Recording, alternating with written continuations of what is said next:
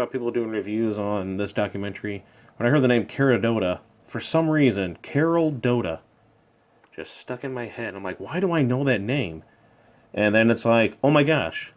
And then I just had to look, when I looked her up, I had to look at IMDb and all that stuff there. I'm like, yes, she was Sally Silicone in the Monkees movie, Head.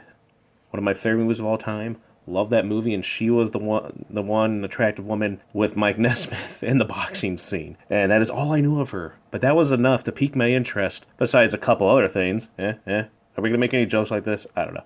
And Carol Doda, Topless at the Condor. And I'm like, okay, why not? Let's give it a shot. On with the review. Any insights from you there, buddy? I enjoyed the film. It was nice and informational. But besides Insightful. Insightful, thank you. It was a good documentary. I didn't really see any previews for it or anything, so I didn't know exactly what I was getting into. But it was a good, tasteful, perspective on history and, her life in general. And it's very, what would you say? It's a very interesting life. And I think, you know what? She did what she wanted to do, and no matter what people said, I think she lived a full life, if you ask me.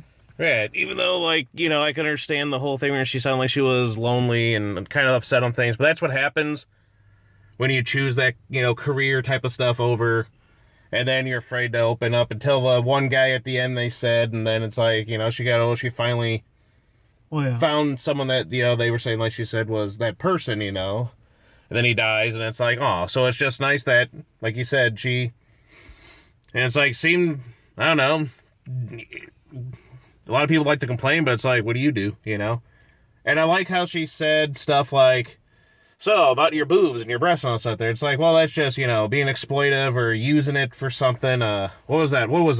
I don't know. Because it's like you're using it. It's like, it's just a part of the body. You'll be doing that with any other part, your brain, your... Well, yeah, of course. And I'm like, see, that's good thinking. It's like, well, it's always the problem with the women and the breasts, but it's never like, oh, if it's, the male stuff or whatever. And it's always the problem, no matter where you are in the world and societies, which is fascinating. So it's nice for them to push for that movement because, as they said, men love breasts, women love breasts.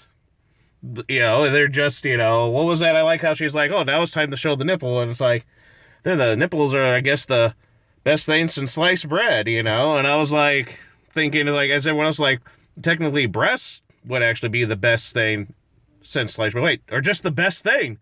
Because everyone enjoys them. And again, we support femininity here. We support women.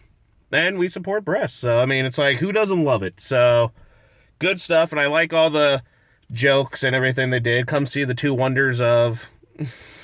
And then you laugh and you smile. Everyone else does it. I mean, it's nice that you accept and you're okay and happy and... Well, back to what you said about her being lonely. Yes, she was lonely, but that happens with a lot of artists, if you think about it. Something. It is a form of art. Mm-hmm.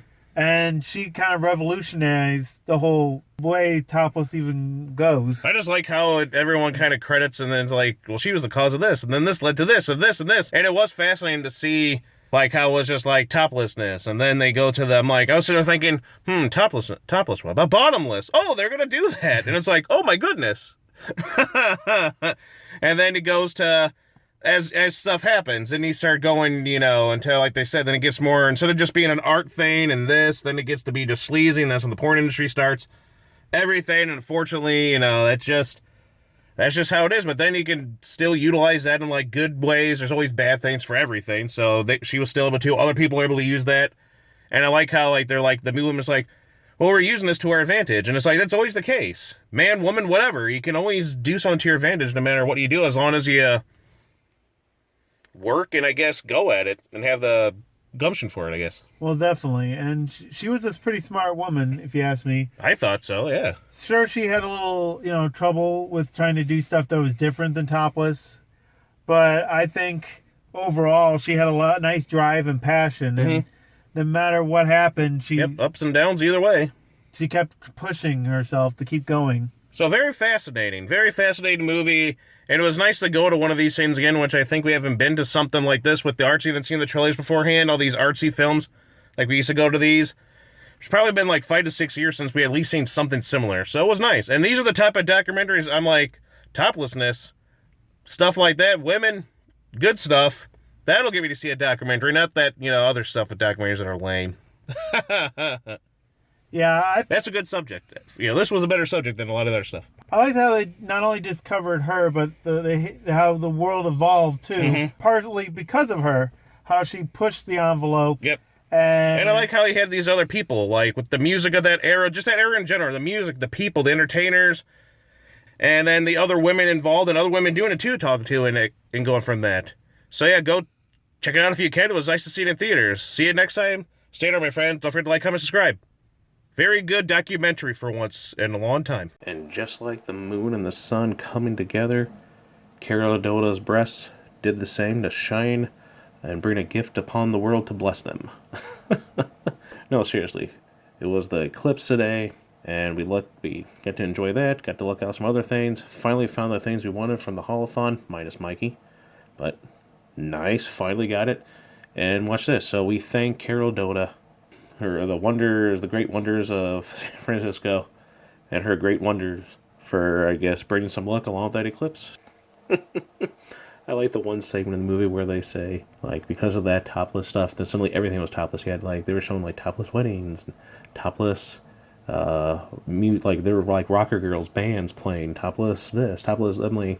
It was like, wow, insanity, but cool. But you also see how it went from this to more of the kind of, what happened to the degrading stuff as time went on. But, of course, they talk about some things, when you see all this through that time period, through the lenses, and the revolution of feminism, and the male gaze being a bad thing, yet a good thing, yet, how it is now, how everything's a bad thing for that stuff. But very interesting film. I mean, she looked great. Those looked great. A lot of the other women there were very nice, attractive, and it was nice to hear their tales and everything, and I don't know, just a cool time then. And it's kind of a shame how we're kind of going back to being puritanical and prudes right now, even though the ones being the prudes and the Puritans aren't doing it because of the Puritan reasons you would think, because most of these people don't seem to be very religious or anything. It's hatred or something like that, which is a shame.